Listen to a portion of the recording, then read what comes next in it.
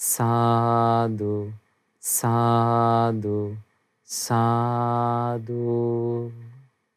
ප්‍රථමයෙන්ම අපට මේ ධර්මය පැහැදිලිව පිරිසිදුව කියලා දුන්න අපගේ ගුරු දේවෝත්තම පින්වත් ලොකු ස්වාමීන් වහන්සේට අප හැම දෙනාගේම নমස්කාරය වේවා.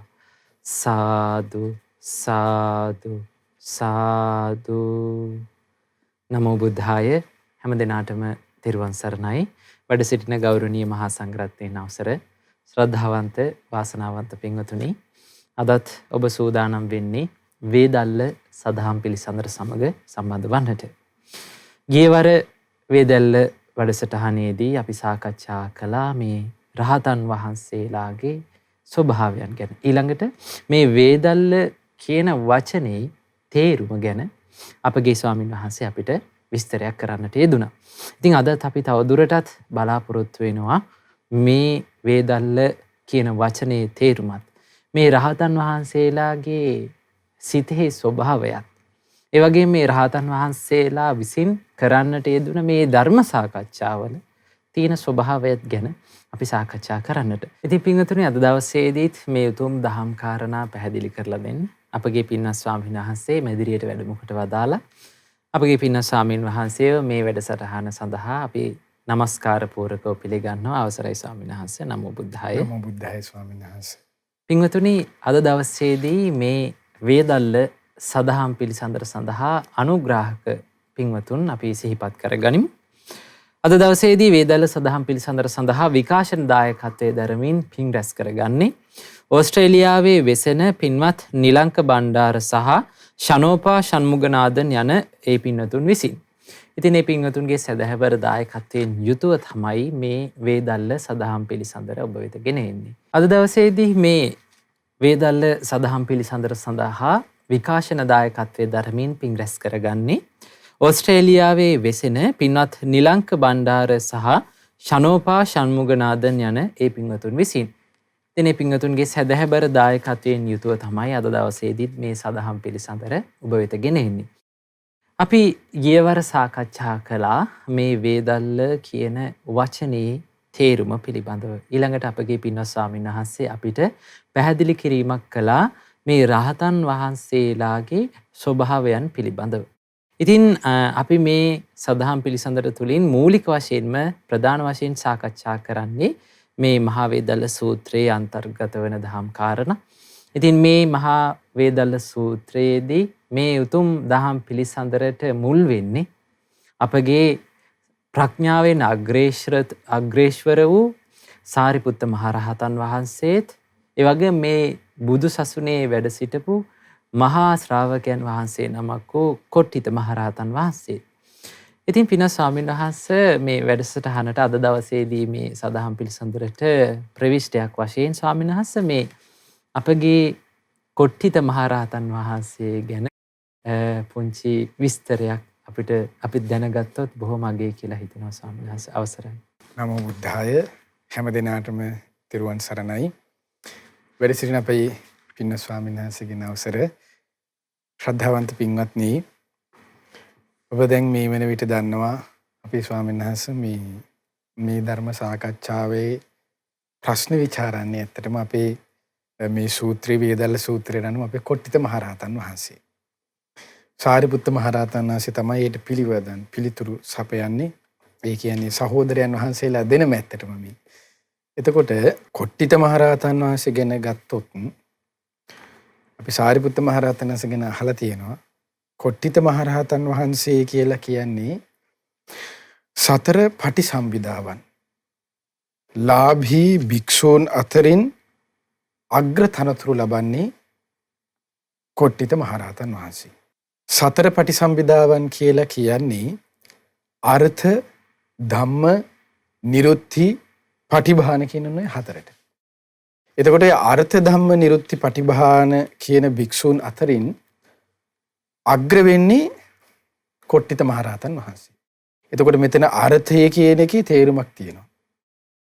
අර්ථ ධම්ම කියන වචනේ නිරුත්තිය කියන්නේ මොකක්ද? අර්ථ ධම්ම නිරුත්ති පටිභාන කියන එකේ තේරුම් තියෙනවා. එතකොට ඒ කියන්නේ මෙන්න මෙහෙම ස්වභාවයක් දැන් මේ වේදල්ල සූත්‍රයේ අටුවාවෙම මේ කරුණ විස්තර වෙන්නේ. ඒ තමයි අල්ප මාත්‍ර ප්‍රඥාවෙන් යුතු මහණෙකුට සිව්පිලි සිඹියා ප්‍රභේදයන්ගේ මුදුනට පැමිණෙන්නට නොපුළුවන්. ඒ කියන්නේ මේ පටිසම්භිදාවන්ගේ ලාභී භික්ෂුවක් බවට පත් වෙන්නට හැකියාවක් නැහැ කියනවා සාමාන්‍ය අල්ප මාත්‍ර ප්‍රඥාවක් තියෙන කෙනෙකුට.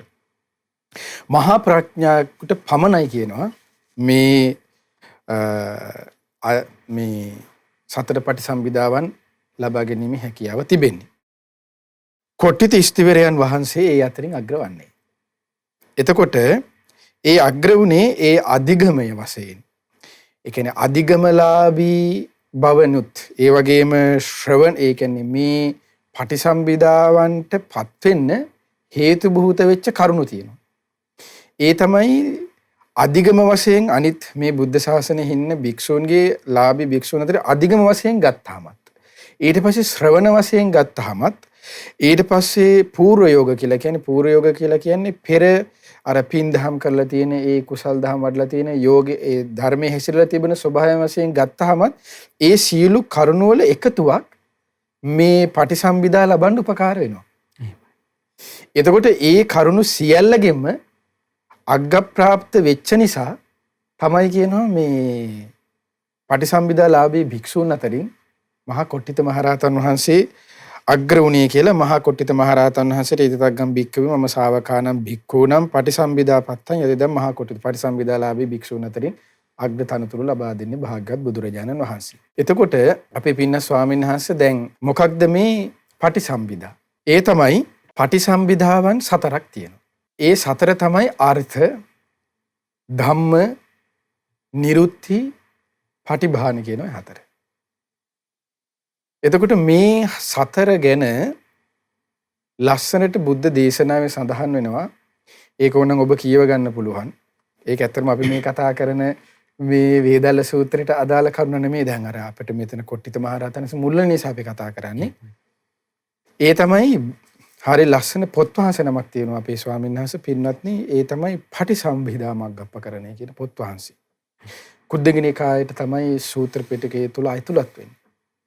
එතකොට මේ කුද්දක නිකායට අයිති මේ පටිසම්භිදා මග්ගප්පකරණය කියන පොත් වහන්සේගේ මේ 4 පටිසම්භිදාවන් මුල් වීම හේතුවෙන් ඇති කරගත්තා වූ ශ්‍රාවක ඥානයන් පිළිබඳව තමයි මේ පොත් වහන්සේ තුල කතා වෙන්නේ, ඒ සම්බන්ධ විස්තර වෙන්නේ. හැබැයි පටිසම්භිදාලාභී භික්ෂුන් අතරින් දැන් අග්‍ර වෙන්නේ අපේ මහා කොට්ටිත මහරහතන් වහන්සේනේ. හැබැයි ඒ සම්බන්ධයෙන් තියෙන හරි මේ ධර්මයේ හරි ආශ්චර්යය කියන්නේ ස්වාමීන් වහන්සේ ඒ ශ්‍රාවක උතුමන් වහන්සේලාගේ ඒ නිහතමානීකම ඒ ස්වභාවය කියන්නේ හරි පුදුමයි අපේ ස්වාමීන් වහන්සේ. ඒ පොත් වහන්සේගේ තියෙන සීල ධර්ම කාරණාවන් ඒ කියන්නේ 4 පටිසම්භිදාවන් සම්බන්ධව ඇතිවීමෙන් ඇතිවන්නා වූ ඥානයන් පිළිබඳව කතා කරලා පොත් වහන්සේට ඒ ධර්ම කාරණාවන් විස්තර කරවන්නේ අපේ සාරිපුත්ත මහරහතන් වහන්සේ. එහෙමයි. දැන් පටිසම්භිදාලාභී භික්ෂුන් අතරින් අග්‍ර වෙන්නේ කොට්ටිත මහරහතන් වහන්සේ. ඊට අදාළ ධර්මපරියය විස්තර වෙන ධර්ම කරුණු විස්තර කරන්නේ සාරිපුත්ත මහරහතන් වහන්සේ. එහෙමයි. සාරිපුත්ත මහරහතන් වහන්සේගේ ධර්මපරියයක් තමයි ඇත්තටම මේ පටිසම්භිදා මග්ගප්පකරණයේ කුද්දක නිකායේ පොත් වහන්සේගේ තියෙන්නේ. දැන් බලන්න අපේ ස්වාමීන් වහන්සේ අපේ උත්තම මහා ශ්‍රාවක සංඝ පරපුර කෙරෙහි පහදිනවා කියන්නේ. දැන් මම හිතන්නකෝ මම මොකේකට හරි දක්ෂයි නම් මම කියන්නේ මගින්ම අහපන් මගින්ම මමම කියන්න කියලානේ. එහෙමයි. දැන් හිතමානීකම පටිසම්භිදාලාභී භික්ෂුන් අතරින් අග්‍ර භික්ෂු සිටිනවා. හැබැයි ඊට අදාළ ධර්මපරියය දේශනා කරන්නේ තමන්ගේ සහෝදරයා අයියා. සාරිපුත්ත මහරහතන් වහන්සේ. බලන්නේ ඒ අපිට හිතා ගන්න බෑ අද කාලේ. ඒකයි අපේ ස්වාමීන් වහන්සේ මේ ස්වභාවයන් ඉතින් හරි ආශ්චර්යයි. ඉතින් අද එහෙම මිනිස්සු නැහැ, එහෙම උත්තරමයෝ නැහැ අද. නැත්නම් ඊර්ෂියාවෙන් බණක් කිව්වත් ඊට පස්සේ ධර්මයේ පොතක් කිව්වත් ඊට පස්සේ එහෙමනේ තියෙන්නේ අද කාලේ. එහෙමයි. තමාව හුවක් දැක්වීමක්. එහෙමයි ස්වාමී. ඉතින් බලන්න ඒ උත්තම රහතන් වහන්සේලාට අපිට පහදින්නේ තවත් අවස්ථාවක්. එහෙමයි. එතකොට දැන් අපි ගත්තොත් මේ පටිසම්භිදාවන් අර්ථ කියලා කියන්නේ ඒ කියන්නේ අර්ථ, ධම්ම, නිරුත්ති, පටිභාන. එතනදී විස්තර කරනවා අපේ ස්වාමීන් වහන්සේ මෙන්න මෙහෙම මොකක්ද මේ පටිසම්භිදා කියන වචනේ තේරුම කියන එක. මේකෙන් අර්ථවත් වෙන්නේ මෙන්න මෙහෙම එකක්. ඒ තමයි නානා ප්‍රභේදයන්ට යුතු නානා ભેදයන්ට නානා ස්වභාවයන්ගෙන් නානා අයුරින් විවිධ අයුරින් ධර්මයන් පිළිබඳව කතා කරනවානේ. දුක කියලා කොටසක් කතා කරනවා. මාර්ගය කියලා කොටසක් කතා කරනවා. සමුදය කියලා කොටසක් කතා කරනවා. සතිපට්ඨානය කියලා කොටසක් කතා කරනවා. ඉරිදිපාද කියලා කතා කරනවා. ඊට පස්සේ බොජ්ජංග කියලා කතා කරන එක නානා ස්වභාවයන්ගෙන් මේ ධර්මයන් කතා බහ කරනවා. බුදුරජාණන්ගේ ධර්මයේ විවිධ අයුරින් විස්තර විභාග වශයෙන් දේශනා කරනවා. දැන් අපි ගත්තොත් දැන් මේ වේදල් එක පරියායක්. ඊට පස්සේ සුත්ත, ගෙය්‍ය, ජාතක, උදාන දැන් විවිධ පරියායන් තියෙන. ওই විදිහට නානා ස්වභාවයන්ගෙන් භාග්‍යවත් බුදුරජාණන්ගේ දේශනාව අසන ආර්ය පුද්ගලයෝ ඉන්නවා. ආන්නේ පුද්ගලයන්ට ඒ බුදුරජාණන්ගේ ශ්‍රාවකයන් හට හරි ලස්සනයි මේ පටිසම්භිදාවන් ඇතිවීමට උපකාර කරන්නා වූ ස්වභාවයන් ගැන ඒ ඥානයන් ඇති කරගන්නා වූ ස්වභාවය කියන එක තමයි මේ කරුණද විස්තර කරන්නේ. මේ කරුණ හතර තමයි උපකාර වෙන්නේ කියන එක. ඊට පස්සේ ධර්මයට අලුතින් එන පුද්ගලයෝ සිටිනවානේ. ඒ පුහුදුන් පුද්ගලයන්ට පුහුදුන් බවින් අතමිදී ආර්ය ශ්‍රාවක භූමියට පත්ව අර්ථ වශයෙන්, ධර්ම වශයෙන්, නිරුක්ති වශයෙන්, ආර්ථ ධම්ම නේද පටිභාන වශයෙන් මේ පටිසම්භිදා ලාභී ශ්‍රාවකයෙකු බවට පත් වෙන්න උපකාර කරන්නා වූ ආකාරය තමයි කියනවා මේ පටිසම්භිදාවෙන් මග්ගප්පකරණය තුළ විස්තර වන්නේ කියන. ඒක කියන මේ පටිසම්භිදා කියන එකේ තේරුම කියලා කියන්නේ. ඒ කියන්නේ සරලව කිව්වොත් අපිට තේරෙන්නේ ධර්මයේ තියෙන විවිධ පරයයන් විවිධ ආකාරයෙන් විස්තර කරන්න උපකාර වන විවිධ කොටස් ස්වභාවයක්. එතකොට මේ කොටස් ස්වභාවය අර්ථ වශයෙන් විමසලා ඊට පස්සේ ධර්ම වශයෙන් විමසලා ඒ නිරුක්තිය වශයෙන් ඒ නිරුක්තිය ඒ ආකාරයෙන්ම පුරුදු කරගනිමින් ඊට පස්සේ ඒ අර්ථයෙන් ධර්මයෙන් ඒ නිරුක්තියෙන් ඇති කරගත්තා වූ දෙයක ඥානයක් තමයි පටිභානය කියලා කියන්නේ. ඒ ඥානය තුලින් ඇති කරගත්තා වූ දේ දේශනා කරන එක තමයි පටිභාණයෙන් කරවන්නේ. ඒක හරි ලස්සනට ඉස්සරහට විස්තර වෙනවා. ඒ තමයි කොහොමද ඔන්න දේශනා විතර විස්තර වෙන පටිසම්භිදා සතරකි. ඒ දැන් අපි දන්නවනේ මොනවද අර්ථ, ධම්ම, නිරුක්ති, පටිභාන. ඊට දැන් ඔය හතරේ දැන් අපි ඔහොම කිව්වට මේකේ හරි ලස්සන ක්‍රමයක් ධර්ම පරයයක් ධර්ම විස්තර කරලා දැන් අපි සාමාන්‍යයෙන් අපි අහලා තිබ්බොත් දැන් අපි කියන්නේ සතර ඉරිදිපාද කියලා නිකන් අපි කියාගෙන ඉන්න ඡන්ද චිත්ත විරේවිමංසා කියවනේ. නමුත් ඒකේ ලස්සනට තියෙනනේ කොහොමද ඡන්ද සමාධි පදාන සංඛාර සමන්නාගතං ඉදිපද. අන්න ඒ වගේ දැන් අපි අර්ථ ධම්ම නිරුක්ති පටිභාන කියලා කිව්වට මේකේ ඉස්සරහට අර වගේ පොඩි කොටස් ටිකක් එකතු වෙනවා. ඒ තමයි කොහොමද අත්තේන ඥානං අත්ත පටිසම්භිදා. ඔන්න පළවෙනි එක. ධම්මේ ඥානං ධම්ම පටිසම්භිදා. අපි කතා කරමු මේ මොනවද කියලා. තත්ත ධම්ම නිරුක්ති පටිලාභේන ඥානං නිරුක්ති පටිසම්භිදා. ඥානේසු ඥානං පටිභාන පටිසම්භිදා. දැන් නිකන් ඔබට මේ අලුතෙන් අහන කෙනෙකුට නිකන් කරකලා ඇතේ වගේ ඇති. නමුත් ඒකට බය වෙන්න දෙයක් නෑ. අපි මේක සරලව අපි කතා කරමු. ඒ තමයි අත්තේන ඥානං අත්ත පටිසම්භිදා. දැන් මෙතනදී හැම එකම ඥානං කියන එක විස්තර වෙනවා. ඒ කියන්නේ මේක නිකන් දැනගැනීමක් නෙමෙයි. මේ කරුණ කියලා කියන්නේ ඇත්තටම ඥානයක්. ප්‍රත්‍යක්ෂ කර ගැනීමක්. එක්තරා අවබෝධයක ස්වභාවය. තමා තුලින් අවබෝධ. හරියටම හරි අපි විශ්වාසය. තමා තුලින් අවබෝධ කරගත්තා වූ දෙයකින් ඇති කරගන්නා වූ ස්වභාවය. එතකොට දැන් අර්ථ කියලා කියන්නේ මෙතනදී ඔන්න විස්තර කරනවා. අර්ථ කියලා කියන්නේ ඒ තමයි එතනදී විස්තර කරනවා කොහොමද මේ අර්ථය කියන්නේ. දැන් අර්ථ කියන වචනේ අපිට ඇහෙනකොට නිකන් හිතන්නේ නිකන් ධර්මයක නිකන් විස්තර කරන අර්ථය විතරයි. ශ්‍රද්ධාව. සද්ධා තථාගතස්ස බෝධි. රයිට්. ඒක අර්ථය. එහෙම ඒකත් අර්ථයක් තමයි. නමුත් එතනින් එහාට ගිය ඥානයක පිනිස නුවණින් විමසා ගැනීමේ පැත්තකට උපකාර වන අර්ථයක් කියන අර්ථ තමයි මෙතනින් විස්තර කරන්නේ. මේ අර්ථයේ නුවණින් විමසීමෙන් මේ අර්ථයන් ටික නුවණින් විමසීමෙන් ඇතිවන්නා වූ ඵලය මොකද්ද? ඥානයක්. ඒකයි මෙතනදී විස්තර කළේ අත්තේ ඥානං අත්ත පටිසම්භිදා. අර්ථය නම් වූ පටිසම්භිදාවට අර්ථය නම් වූ ඥානය ඇති වෙන්න යම් කිසි අර්ථයක් ඇති වෙන දෙයක් සිහි කරන්න ඕනේ. එහෙමයි. අන්න ඒක තමයි මේ සරලව කියන්නේ මේ. දැන් අපි සරලව කතා කරමු. ඒ තමයි මොකක්ද මේ අර්ථයක් ඇති වෙන්න ඥානයක් ඇති වෙන්න අර්ථවත් විදිහට සිහි කර යුතු අර්ථවත් දේ. ඒ තමයි එහි සැකවින් හේතු ඵලය. හේතු ඵලය අර්ථේ නම් මේ. ඔන්න අර්ථ කියලා කියන්නේ හේතු ඵලයට. හේතු අනුසාරයෙන් ඵලය අවබෝධ කරනු ලබන්නා වූ හේයින් ලැබෙන හේයින් අන්න ඒට කියනවා අර්ථයයි කියනු ලැබේ. ඒ කියන්නේ හේතු අනුසාරයෙන් ඵලය අවබෝධ කරනු ලබන හේයින් යම්කිසි හේතුවක් අනුසාරයෙන් ඵලයක් ලැබෙනවා. ඒ හේතුව මුල් කරගෙන මේ ඵලය ලැබෙන්නේ යයි කියා දැන ගැනීම හේතුවෙන්. ඒකයි මේ සිංහලයේ තේරුම. හේතුවෙන් ලැබෙන්නා වූ ඥානයක් තියෙනවානේ. එහෙමයි. ආන්නේ ඥානයට තමයි කියනවා අත්ථ පටිසම්භිදාව කියලා කියන්නේ. ඒ තමයි දැන් මෙතනදී අර්ථයට විස්තර වුණේ මොකක්ද කිව්වේ? හේතුඵලයනේ. හේතුඵලය කියලා කියපුවාම ඒ මොකක්ද? පටිච්ච සමුප්පාදය. එහෙමයි. පටිච්ච සමුප්පාදයේ තිබෙන්නේ හේතුඵල ධමයක්නේ. ඒ හේතුඵල ධමයේ ඵල කොටස තමයි මෙතනදී අර්ථයේ විදිහට අර්ථවත් වෙන්නේ. කතා කරන්නේ. එතකොට ඵලය තමයි දැන් අපි ගත්තොත් අවිද්‍යාව ඇති කල්ලි සංස්කාර ඇති වෙයි. එතකොට සංස්කාරේ නම් වූ ඵලය ඇති වෙන්න හේතුව උනේ අවිද්‍යාව නම් වූ හේතුවයි. එතකොට සංස්කාර නිරුද්ධ වෙන්න හේතු වෙච්ච ඵලය මොකද? අවිද්‍යා යත්තේව අශේෂ විරාග නිරෝධා සංඛාර නිරෝධ. සංස්කාර නිරෝධයේ නම් වූ ඵලයට හේතුව ඒකයි. නැත්නම් අපි පටිසමුප්පාදේ තව විදිහකට විමසගෙන යන විදිහට කතා කළොත් එහෙම ජරා මරණ ඇතිවන්නේ කුමක් ඇති කල්හිද? ඉමස්මින් සති ඉදන් හෝති. ඉමස් ඔය විදිහට යන්නේ කුමක් ඇති කල්හිද? ඒ තමයි දැන් ඔන්න අර්ථයෙන් ගන්නා වූ දේ මොකද්ද? ජරා මරණ නම් වූ හේතු ඵලයක් තියෙනවා. ජරා මරණ ශෝක පරිදේව දුක් දුම්නස් සුසුම් සංකිට්ඨේන පංචපාස්කන්ධ දුක්ඛ.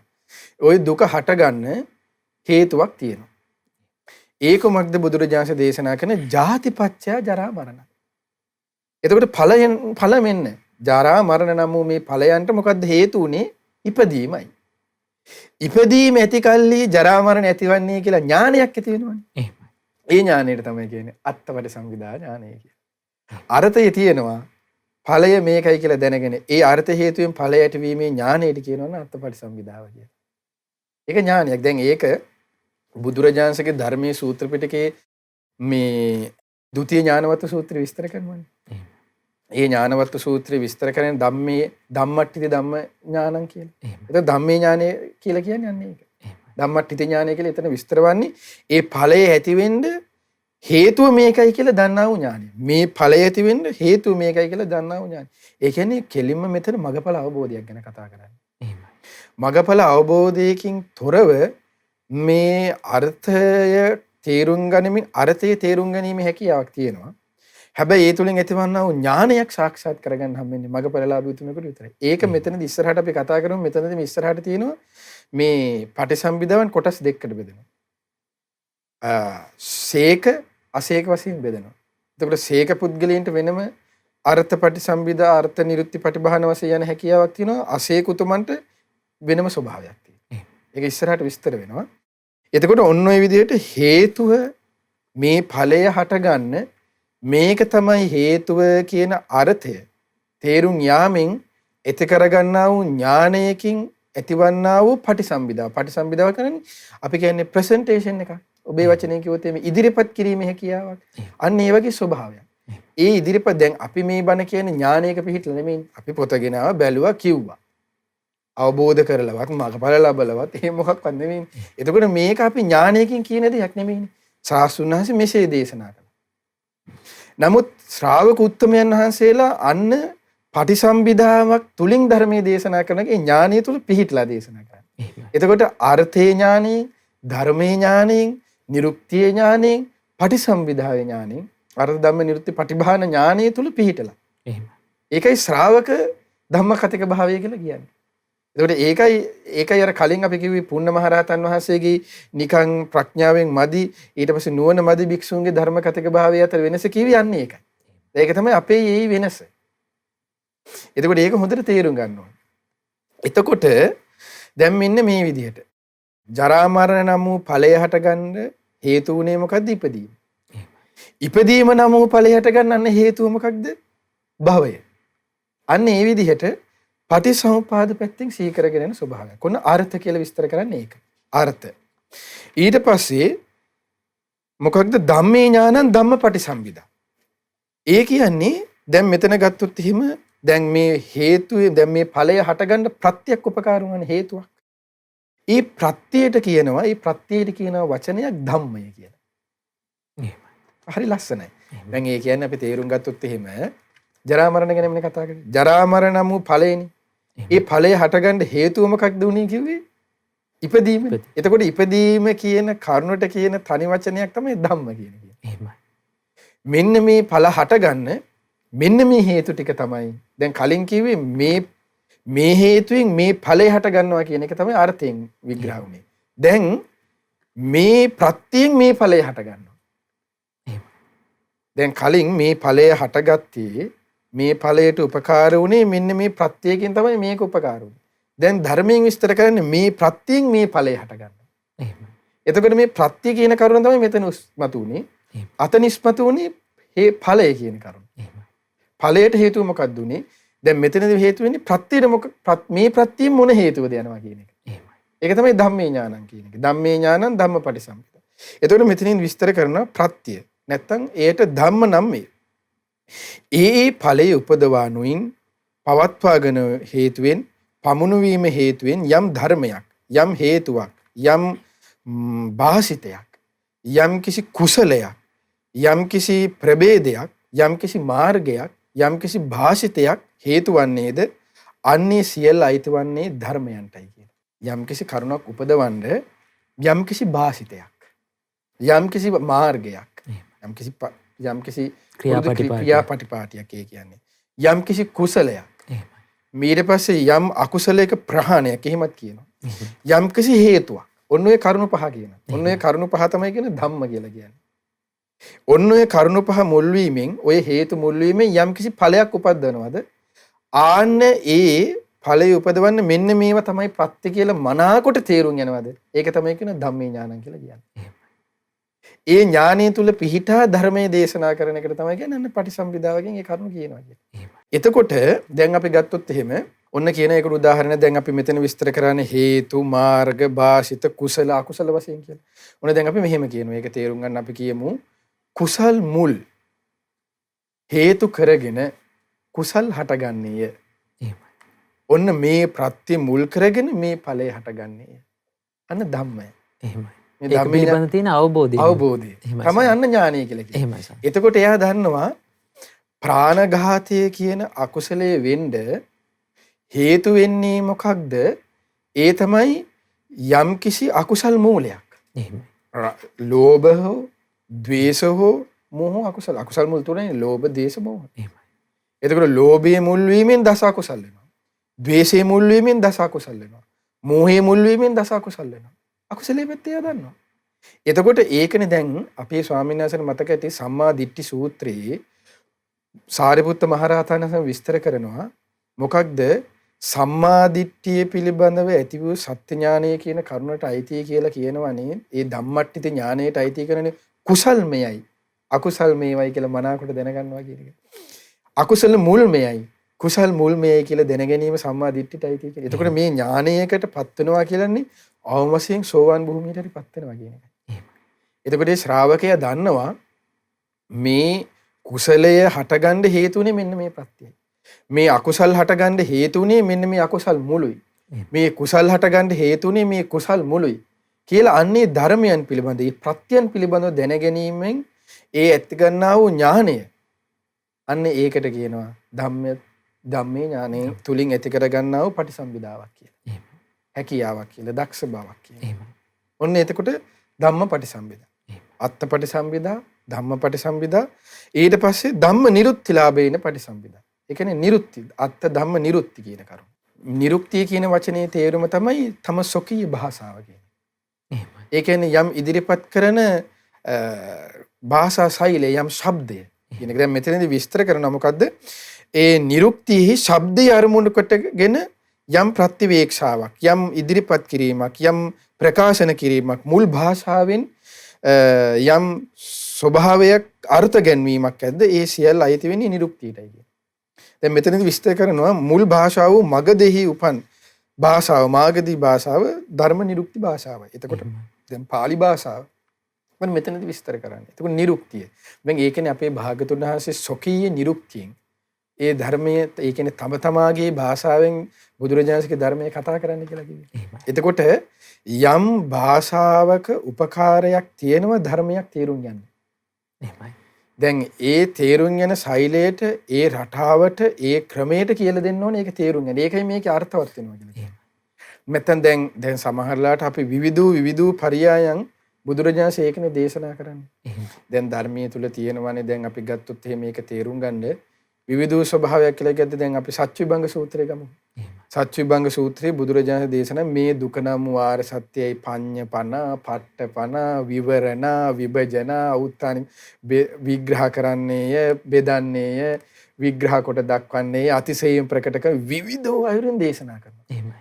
හැබැයි එකම කරුණ විවිධ ආකාරයකින් මෙහෙම කියලා ඒ කියන්නේ එයාට තේරෙන් යන සරල පරයයන්ගෙන් විවිධ ආකාරයකින් එයාට කියලා දෙනවා. එහෙමයි සාංශ. ඒ කියලා දෙනකොට එක ක්‍රමයකින් හරි එයා අල්ල ගන්නවා මේ පුද්ගලයා. දැන් අන්න ඒක දැන් අපි ගත්තොත් ඔබට සරලව තේරුම් ගන්න ගැඹුරට නැතුව අපි තේරුම් ගමුකෝ මෙහෙම. දැන් මේ සිංහලෙන් තියෙනවා. දැන් මේ සිංහලෙන් කියන එක මෙහෙම මම මේ පොතේ තියෙන මේ සිංහලෙන් කියන ටිකත් ඔබට කියවන් ගියාටවත් තේරෙන්නේ නැහැ. එහෙමයි. දැන් ඔන්න අපේ ගුරුදේවත්ව පින්වත් ලොකු ස්වාමීන් වහන්සේ මීට වඩා සරලව කියලා ලියලා කියනවා. නමුත් අර්ථය වෙනස් වෙලා නැහැ. එහෙමයි. අර්ථයට හානියක් වෙලා නැහැ. එහෙමයි. ඒ ශබ්දයෙන් ඒ බුද්ධ භාෂිතේ තමයි ප්‍රකට කරවන්නේ කියන්නේ. එහෙමයි. ඒක තමයි කියන්නේ නිරුක්තියෙන් කරවන්නේ. එහෙමයි. ඒ නිරුක්තිය යනු කුමක්ද කියනවා බුද්ධ භාෂිතය කියන්නේ. එහෙමයි. බුදුරජාණන්සේගේ භාෂිතය කියන නිරුක්තිය කියලා කියන්නේ වෙන කාගේවත් භාෂාවක් නෙමෙයි. වෙන අයගේ නිරුක්ති බෑ. එහෙමයි. හැබැයි ඒ භාෂාවෙන් කළ යුතු වන්නේ කුමක්ද? බුදුරජාණන් වහන්සේගේ ඒ නිරුක්තිය ඒ බුදු වදන මේ අන්න ප්‍රකාශ කිරීමයි කියන්නේ. අවසරයි සාංශ අපේ අනුබුදු මිහිඳු මහරහතන් වහන්සේ ලංකාවට වැඩම කරලා ලංකාවේ ඉන්න ලංකාවාසීන්ට ගැළපෙන විදිහට භාග්‍යවතුන් වහන්සේගේ ධර්ම දේශනා කළා. එතකොට අන්න දැන් මේ ඒ නිරුක්තියෙන් තමයි කළේ. දැන් ඇවිල්ලා දැන් සිංහලෙන්නේ කිව්ව කියලා තියෙනවා. එහෙමයි සාංශ. එතකොට ඒ ධර්මය අවබෝධ කරගත්තේ ඒකනේ. එහෙමයි. එතකොට මේ ඒ නිරුක්තියෙන් ඒකයි දේශනා කළේ. එහෙමයි. ඒ තේරෙන නිසා දැන් මේ පටිසම්භිදාවන්ගෙන් වෙන්නේ මොකක්ද කියලා අපි කලින් කතා කරන්නේ. ආර්ය මාර්ගයේ ඉන්න කෙනෙකුට ඥානයක් නැති වෙන්නත් පුහුදුන් කෙනෙකුට ආර්ය මාර්ගයට ඇතිවීම පිණිසක් තමයි මේ අර්ථ ධම්ම නිරුක්ති පටිභාන කියන හතර උපකාර වෙන්නේ. ඒ හේතුවෙන් තමයි ඒවට කියනවා කිව්වේ සතර පටිසම්භිදාවන් කියලා. ඒකයි ඒකට හේතුව. ඔන්න අර්ථ ධම්ම නිරුක්ති පටිභාන. පටිභාන කියලා කියන්නේ දැන් මෙන්න මෙහෙම එකක්. මේ කරුණු තුනම තියෙනවානේ. නිරුක්තියෙන් ඇති කරගත්තා වූ දෙයින්. ඊට පස්සේ ධර්මයෙන් ඇති කරගත්තා වූ ඥානෙ. ඊට පස්සේ අර්ථයෙන් ඇති කරගත්තා වූ ඥානෙ. ඒ කියන්නේ ඇත්තටම මෙතන තියෙන්නේ මේ හේතුඵල ධමක විමසන ස්වභාවයක්. හොඳට ගද මේ හැම කරුණකටම හේතුඵල ධමනේ විමසලා තියෙන්නේ. එතකොට හේතුඵල ධම විමසීම තමයි හේතුඵල ධම තුල තිබෙන්නේ 아무තු දෙයක් නෙමෙයි. අපි සරලව ගත්තොත් එහෙම හොඳට තියෙන්නේ මොකද්ද බැලුවොත් එහෙම මේ දුක පිළිබඳව යම්කිසි විමසන රටාවක් නේ. හේතුඵල ධම කියලා කියන වචනේ තේරුම මොකද? දුක පිණිස හේතු සකස් වෙන වැඩපිළිවෙල කියන එකනේ මේ පටිච්චසමුප්පාද කියන වචනේ තේරුම. ඒ කියන්නේ මේ සසර ගමන ගැන සිහි කිරීමක්. එතකොට සසර ගමන ගැන සිහි කරන්න තමයි ඒ ශ්‍රාවකයාට ඒ සසරේ ගමන පිළිබඳව මං යන්නේ මෙහෙම ගමනකනේ.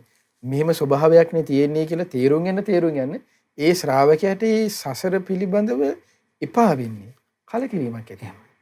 අන්න එතකොට ඒ සිහි කිරීම තුලින් අන්න ඇති කරගත්තා වූ ඥානයන් තියෙනවනේ. එතකොට අර්ථය තුලින් ඇති කරගත්තා වූ ඥානෙ, ධර්මයේ තුලින් ඇති කරගත්තා වූ ඥානෙ, නිරුක්තිය තුලින් ඇති කරගත්තා වූ ඥානය තුල පිහිටලා ඥානයට පත්ව අන්න ඒදී ප්‍රකාශ කිරීමට කියනවා අර්ථ ධම්ම නිරුක්ති පටිභාන ඥානං කියලා. පටිභානය කියන්නේ යම් කිසි දෙයක් ප්‍රකාශ කරවීම.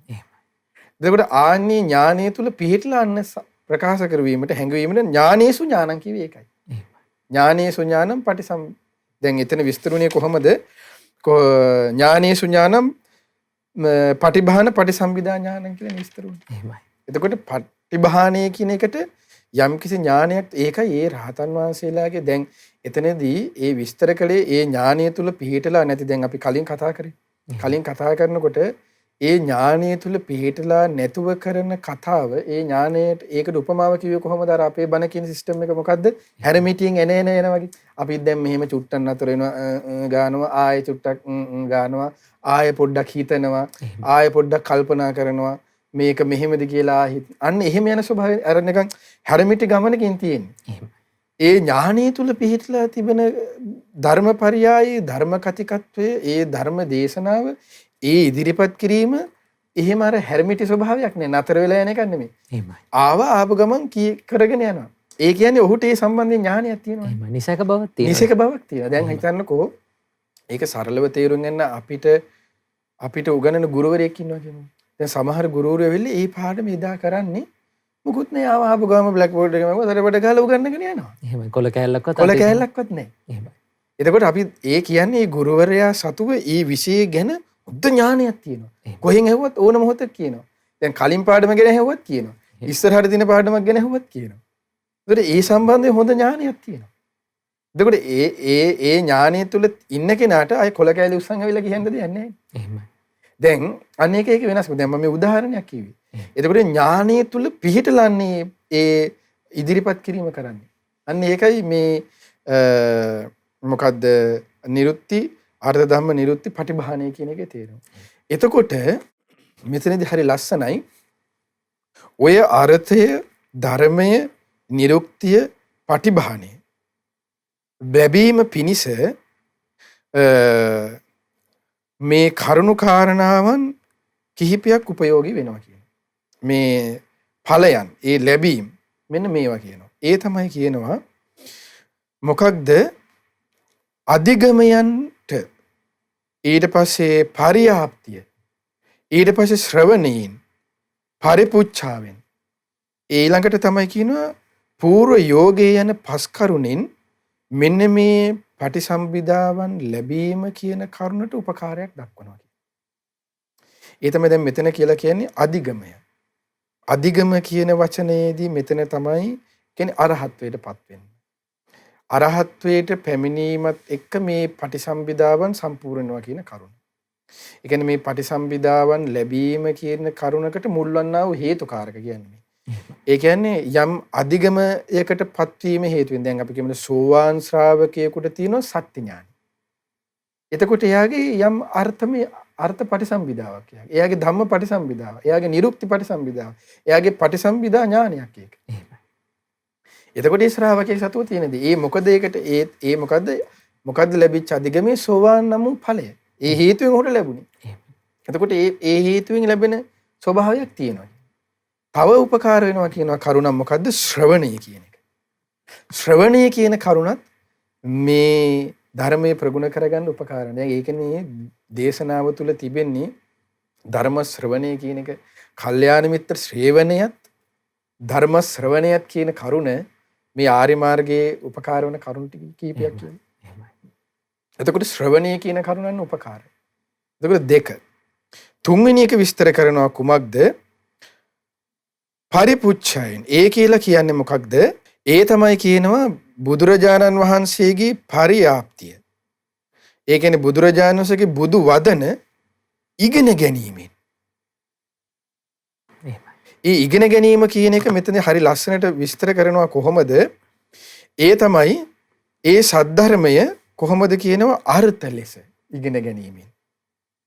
ඊට පස්සේ කොහොමද කියනවා ඒ පාලි ආදී විදිහට ඒ ගාථා පදයන්ගේ ඒ අර්ථය දැන් අපි ගත්තොත් ගාථා දැන් අපි ඔන්න ගත්තොත් එහෙම උදාහරණයක් විදිහට ඔබට ඒක තේරුම් ගන්න අපි කියමු අපේ ලොකු ශාංශගේ සතිපට්ඨාන පොත ගමුකෝ ඒ යමානි වංශ බොහෝ දුර නොවේ.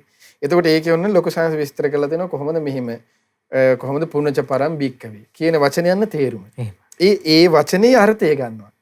බික්ඛු කියන වචනේ.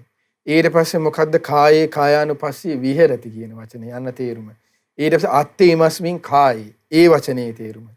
එතකොට ඒ විදිහට ඒ ධර්මයන්ගේ අර්ථ එකින් එක හොඳට මේ නැවත දැනගැනීමෙන් ඉගෙන ගැනීම අන්න ඒක ධර්ම මාර්ගයේ වැඩිවීමට මේ පටිසම්භිදාවන් ඇති කර ගැනීමට උපකාර වන එක්තරා මාර්ගය. දැන් මේ පටිසම්භිදාවන් ලැබීමට උපකාර වන්නා වූ මාර්ග ටිකක් මේ කියන්නේ. අධිගම වශයෙන් ලැබෙනවා.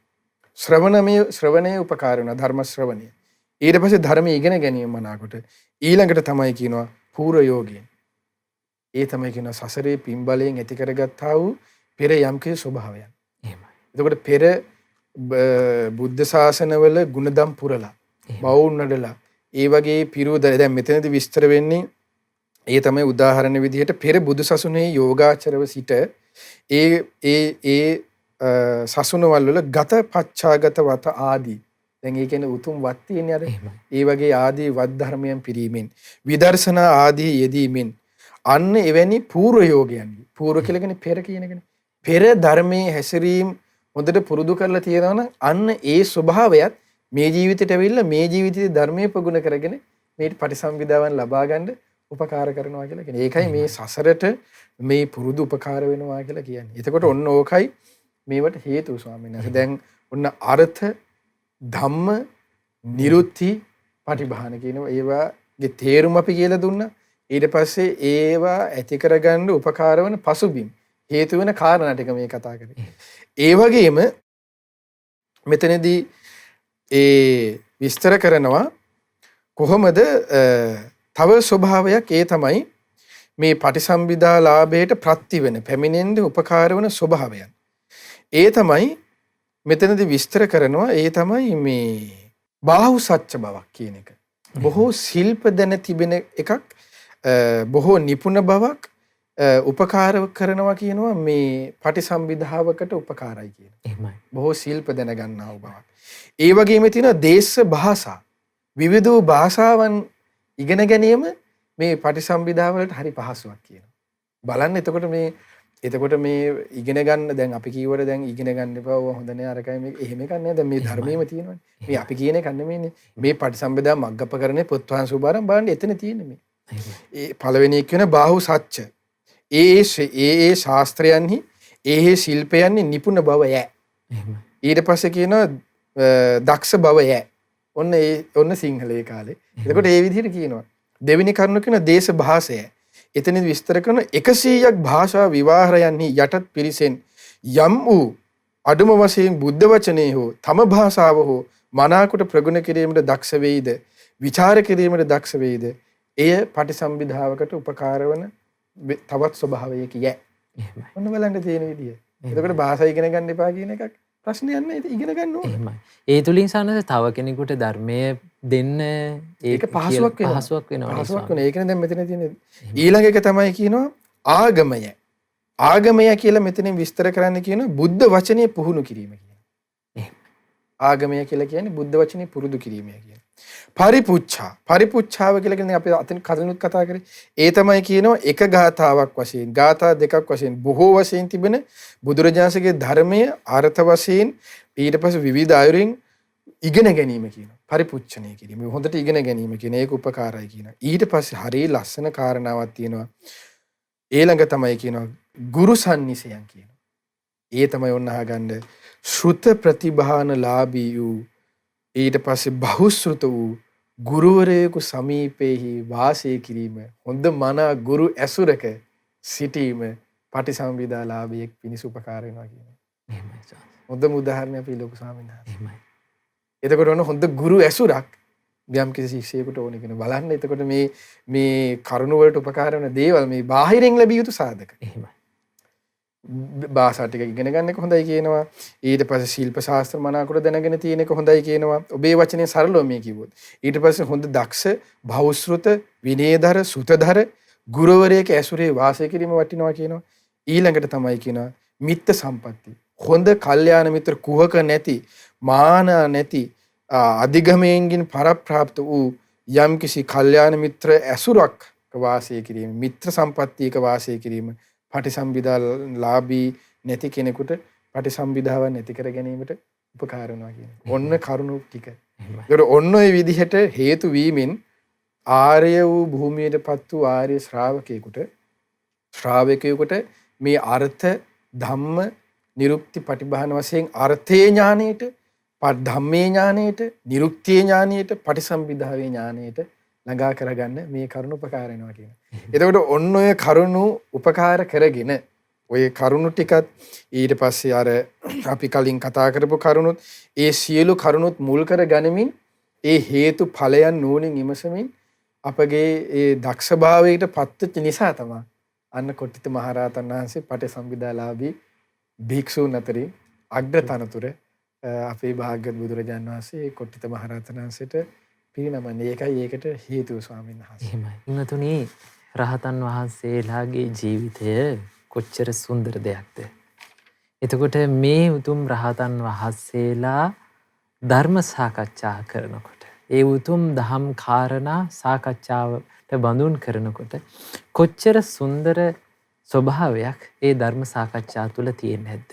ඉතින් පින්වතුනි මේ වැඩසටහන් මාලාව පුරාවටම අපි සාකච්ඡා කරන්නේ මේ රහතන් වහන්සේලාගේ උතුම් අදහස් වලට. ඉතින් අදත් අපගේ පින්වත් ස්වාමින් වහන්සේ අපිට මේ රහතන් වහන්සේලාගේ ස්වභාවය පිළිබඳව ඊළඟට මේ සතර පටිසම්භිදාවන් පිළිබඳව පැහැදිලි කරලා දුන්නා. ඉතින් අපගේ පින්වත් ස්වාමින් වහන්සේට අපි පුණ්‍යානුමෝදනා සිදු කරනවා. අපගේ පින්වත් ස්වාමින් වහන්සේ නිදුක් වේවා, නිරෝගී වේවා, සුවපත් වේවා. අපගේ පින්වත් ස්වාමින් වහන්සේටත් උතුම් චතුරාර්ය සත්‍ය ධර්මයේ අවබෝධ කර ගැනීමේ වාසනාව උදා වේවා. සාදු සාදු සාදු. පින්වතුනි මේ ආකාරයෙන් අද දවසේදීත් මේ වේදල්ල සදහම් පිළිසඳර නිමාවටපත් වෙනවා. ඉතින් ඊට ප්‍රථමයෙන් අපි අනුග්‍රාහක පින්වතුන් වෙත පුණ්‍ය අනුමෝදනාව සිදු කරමු. අද දවසේදී වේදල්ල සදහම් පිළිසඳර සඳහා අනුග්‍රහය දැරුවේ ඕස්ට්‍රේලියාවේ වෙසෙන පින්වත් නිලංක බණ්ඩාර සහ ශනෝපා ෂන්මුගනාදන් යන දෙදෙනා විසින් රැස් කරගන්නට යෙදුන සියලුම පුණ්‍ය ධර්මයන් අපි ප්‍රථමයෙන්ම අනුමෝදන් කරමු සියලු දෙවියන්ට. සියලු දෙවියෝ මේ පින් සතුටින් අනුමෝදන් වෙත්වා. දෙවියෝ දිව්‍ය යසීසිරින් වැඩිත්වා.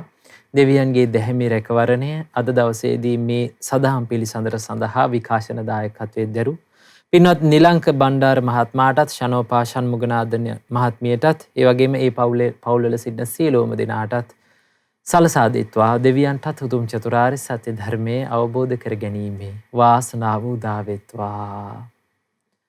රැස් කරගන්නට යෙදුණු සියලුම පුණ්‍ය ධර්මයන් අනුමෝදන් කරමු. අපගේ ගුරු දේවෝත්තම කල්යාණ මිත්‍ර පින්වත් ලොකු ස්වාමින් වහන්සේට මේ පුණ්‍ය අනුමෝදනාවෙන් අපගේ පින්වත් ලොකු ස්වාමින් වහන්සේ නිදුක් වේවා, නිරෝගී වේවා, සුවපත් වේවා, චිරජීවනයේ ලබත්වා. කරගෙන යන්නා වූ ශාසනික කටයුතු සර්ව ප්‍රකාරයෙන්ම සාර්ථක වේවා. අපගේ පින්වත් ගුරු දෙවියන්ටත් උතුම් චතුරාර්ය සත්‍ය ධර්මය අවබෝධ කර ගැනීමේ වාසනාව උදා වෙත්වා. රැස් කරගන්නට යෙදුණු සියලුම පුණ්‍ය ධර්මයන් අනුමෝදන් කරමු. මිය පරලෝකීය ඥාතීන්ට නිලංක බණ්ඩාර සහ ශනෝපා ෂන්මුගනාදන් යන දෙදෙනාගේ පවුල්වල නමින් මේ පරලෝ යන්නට යෙදුණු සියලුම මියගේ ඥාතීන්ට මේ පින් අනුමෝදන් වෙත්වා. ඒ වගේම දායකත්වයේ දරු සියලු පින්වතුන් නමින් අනන්ත සසර පුරා මේ පරලෝ යන්නට යෙදුණ සියලුම ඥාතීන්ට මේ පින් අනුමෝදන්. ඒ සියලුම මියගේ ඥාතීන්ගේ පරලෝක ජීවිත සුවපත් වෙත්වා, සැපවත් වෙත්වා. වහවහා සසර දුකින් අත් මිදෙත්වා.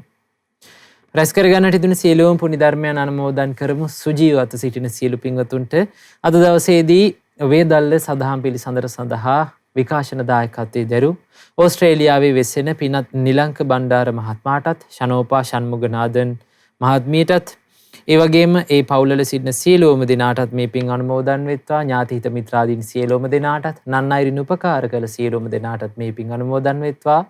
තුනුරුවනේ අනන්ත ගුණානුභාවයෙන් දෙවියන්ගේ දේවානුභාවයෙන් රැස් කරන පුණ්‍යානුභාවයෙන් ඒ පින්වතුන් සියලුම දෙනාත් නිදුක් වේවා, නිරෝගී වේවා, සුවපත් වේවා, චිරජීවනයේ ලබත්වා. කරන කියන යහපත් කටයුතු, රැකිරක්ෂා කටයුතු, දූ දරුවන්ගේ අධ්‍යාපනික කටයුතු සර්ව ප්‍රකාරයෙන්ම සාර්ථක වේවා. ඒ සියලු පින්වතුන්ටත් උතුම් චතුරාර්ය සත්‍ය ධර්මය අවබෝධ කර ගැනීමේ වාසනාව උදා වෙත්වා. රැස් කරගන්නට යෙදුණු සියලුම පුණ්‍ය ධර්මයන් අනුමෝදන් කරමු. මෙම කොරෝනා වෛරසයේ හේතුවෙන් රෝගාතුරව සිටින ලංකා වාසී, ලෝක වාසී සියලු පින්වතුන්ට තුනුරුවනේ අනන්ත ගුණානුභාවයෙන් දෙවියන්ගේ දේවාරක්ෂාවෙන් ඒ පින්වතුන් සියලුම දෙනාත් නිදුක් වේවා, නිරෝගී වේවා, සුවපත් වේවා, චිරජීවනයේ ලබත්වා. ඒ සියලු පින්වතුන්ටත් උතුම් චතුරාර්ය සත්‍ය ධර්මය අවබෝධ කර ගැනීමේ වාසනාව උදා වෙත්වා. රැස් කරගන්නට යෙදුණු සියලුම පුණ්‍ය ධර්මයන් අනුමෝදන් කරමු. අද දවසේදී මේ උතුම් දහම් කාරණා අපට පැහැදිලි කරලා දුන්න අපගේ පින්වත් ස්වාමින් වහන්සේටත් ඒ වගේම මහමෙවුනා වාසී, ලක්වාසී, ලෝවාසී සියලුම පින්වත් ස්වාමින් වහන්සේලාටත්, අනගාരിക මෑණියන් වහන්සේලාටත්, අනගාരിക උපාසක දූ පුතුන්ටත්, ශ්‍රද්ධා කාර්ය මණ්ඩලයේ සියලුම දෙනාටත්, ශ්‍රද්ධා මාසික ධර්මදාන සමාජිකයන් ඇතුළු ඔබ අප සියලුම දෙනාටත් මේ පින් අනුමෝදන්න. තුනුරුවනේ අනන්ත ගුණානුභාවයෙන් දෙවියන්ගේ දේවානුභාවයෙන් රැස් කරන පුණ්‍යානුභාවයෙන් ඒ ඔබ අප සියලුම දෙනාත් නිදුක් වේවා, නිරෝගී වේවා, සුවපත් වේවා, චිරජීවනයේ ලැබේවා. ඔබ අප සියලුම දෙනාටත් උතුම් චතුරාර්ය සත්‍ය ධර්මය අවබෝධ කර ගැනීමේ වාසනාව උදා වෙත්වා. සාදු සාදු සාදු. හැම දිනාටම තෙරුවන් සරණයි. නමෝ බුද්ධාය. මෙවැනි වටිනා ධර්ම දේශනා ශ්‍රවණය කිරීමට ශ්‍රද්ධා ඩේලි YouTube චැනලය සබස්ක්‍රයිබ් කරන්න.